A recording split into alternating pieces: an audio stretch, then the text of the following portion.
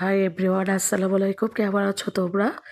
এখনও কিন্তু আমার ভয়েসটা তেমন ভালো হয়নি, তবে প্রচণ্ড ঠান্ডা পড়েছে, সেই কারণে হয়তো গলাটা এখনও ঠিক হচ্ছে না।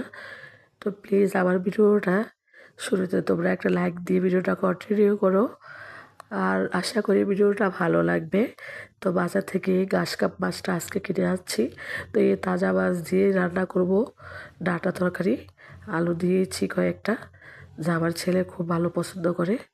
তো এখন আমি ডাঁটাগুলো কেটে ধুয়ে পরিষ্কার করে এখন অল্প একটু পানি দিয়ে এগুলো একে হালকা সিদ্ধ করে নিব, ভাপিয়ে নিব। তো দেখো ভাপানো হয়ে গেছে, তা আমি এগুলো এখন নামিয়ে নিব। তো এই যে মাছ ভাজার যে তেলটা, সেই তেলে কিন্তু আমি দিয়ে দিচ্ছি পেঁয়াজ। তো পেঁয়াজটা একটু আমি ভেজে দিচ্ছি, অল্প একটু দিয়ে দিব রসুন বাটা। তো রসুন বাটাটা দিয়ে আমি আবারও হালকা করে ভেজে ওই ভাপানো সবজিগুলো দিয়ে দিব। তো সবজিগুলো দিয়ে আমি তার মধ্যে দিয়ে দিব একটু হলুদ, অল্প একটু লবণ।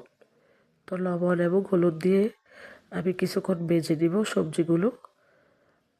আর এইভাবে রান্না করলে তরকারিটা খুবই সবুজ হয়, তার জন্য আমি হালকা একটু ভাপিয়ে দিই আগে।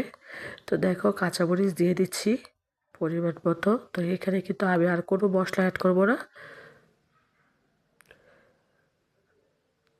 তো সবজিগুলো ভাজা হয়ে যাওয়ার পর তার মধ্যে আমি পরিমাণ মতো পানি দিয়ে দিব। তো একটু অনেক সময় লাগিয়ে কিন্তু আমি ভেজে দিচ্ছি সবজিগুলো।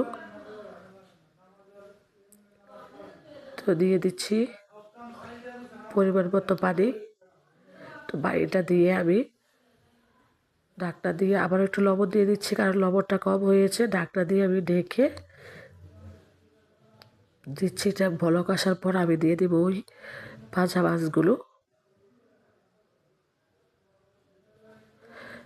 তো এখন আমি সবগুলো মাছ দিয়ে আবারও ঢেকে দিব।